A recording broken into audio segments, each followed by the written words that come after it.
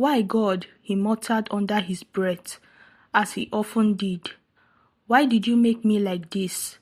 Look at me, sitting on the ground like an animal. I don't even have a common wheelchair to move around. My life is nothing but suffering. What have I done to deserve this?" Adiwe sat on the bare ground, as he always did, staring at the people walking past him. His heart was heavy with bitterness.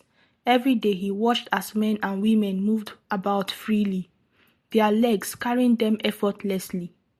He, however, was confined to the ground, dragging himself from place to place, depending on the kindness of strangers for survival.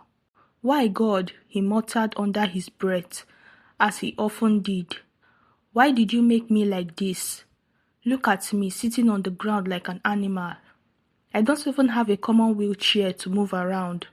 My life is nothing but suffering. What have I done to deserve this?" Adiwe had spent years comparing himself to others, always seeing what they had that he lacked. He believed that God had been unfair to him, that life had dealt him a cruel hand. His heart was filled with resentment, and his lips never ceased from complaining. One night, as he slept under the old shade that served as his home, he had a strange dream. In the dream, a bright light filled the sky, and from it a deep, soothing voice called his name. "Adiwe, my son," the voice said. Adiwe trembled as he recognized the voice. It was the Almighty God. "I have heard your cries and complaints," God continued. "I have decided to give you a special gift. By the time you wake up from this dream, you will have a new ability. But remember, this power will last for only one day. Use it well." Before Adiwe could ask any questions, he woke up with a start, his heart pounding as he looked around. Everything was just as it had been before he fell asleep. He shook his head, dismissing the dream as mere imagination. Dragging himself up, he prepared for another day of begging. When he reached the street corner where he usually sat, something strange happened. As people walked past, he could hear their thoughts as clearly as if they were speaking aloud. At first he was confused, but then he remembered the dream. This must be the special ability God spoke about, he realized. Filled with curiosity, he listened to the thoughts of a crippled man who passed by a wheelchair. "Look at me struggling with this wheelchair every day. Moving around is so difficult. Why did God make me like this? I wish I had legs so I could walk like normal people." Adiwe was surprised. Why is he complaining? He thought. At least he has a wheelchair. He can move around easily. If I had a wheelchair, I wouldn't be as miserable as I am now.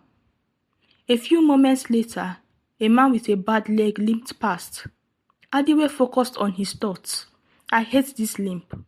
Every step I take is a struggle. People look at me with pity. Why did God do this to me? I wish I had 2 strong legs." Adiwe was puzzled. Why is this man unhappy? He has legs and can still walk. If I had even 1 bad leg, I would be grateful.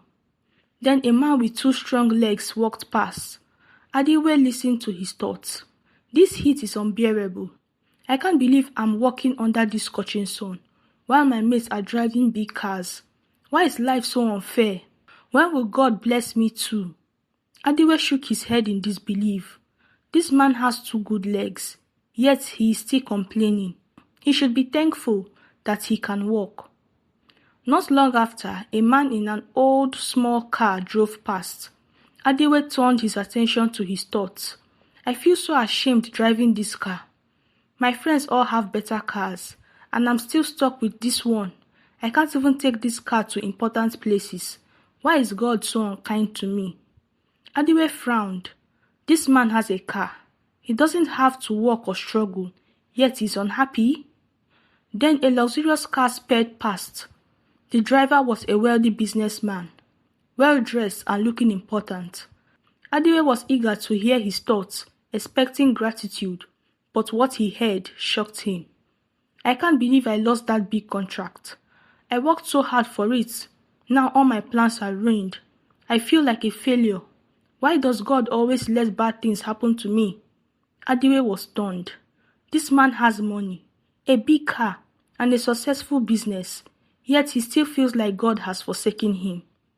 As the day wore on, Adiwe continued to listen to people's thoughts. No matter what they had, legs, a wheelchair, a car, or wealth, everyone seemed to be unhappy about something. No one was truly satisfied. That night, as he sat under his shade, Adiwe reflected on all he had heard. For the first time in his life, he saw things differently. He realized that everyone had their struggles. The man in the wheelchair wanted to walk. The man with a bad leg wanted strong legs. The man with good legs wanted a car. The man with a small car wanted a bigger one. And even the man with a luxurious car felt unlucky. No man has it all, Adiwe whispered to himself. Everyone is looking at what they don't have, instead of appreciating what they do have. Tears welled in his eyes. I have spent my whole life complaining, he said. I thought I was the only one suffering, but today I see that everyone has their own burden to carry. I should be grateful for what I have. At that moment, he lifted his face to the sky. Oh Lord, forgive me, he cried. I have been ungrateful. Thank you for my life, for the breath in my lungs, for the strength in my arms. I may not have legs, but I have hands to move myself. I may not have riches, but I have life. From today, I will no longer complain. I will live with gratitude in my heart. The next morning, Adiwe woke up feeling lighter. Though he still could not walk, he had a new outlook on life. He smiled for the first time in years, and instead of cursing his fate, he began to thank God for each new day. Moral lesson. No man has it all. In life, it is easy to focus on what we lack and forget to appreciate what we have. But true happiness comes from gratitude, not from comparing ourselves to others. If we constantly look at what is missing, we will always feel unfulfilled. But when we count our blessings, we will realize that we have more than enough reasons to be thankful. Be grateful for what you have, because someone else is praying for what you take for granted. Thank you so much for watching this video to the very end. If this video blessed you, please like, share, and subscribe to this channel. By doing so, you're helping the algorithm recognize my channel and show my content to more people. Thank you once again, and see you in my next video.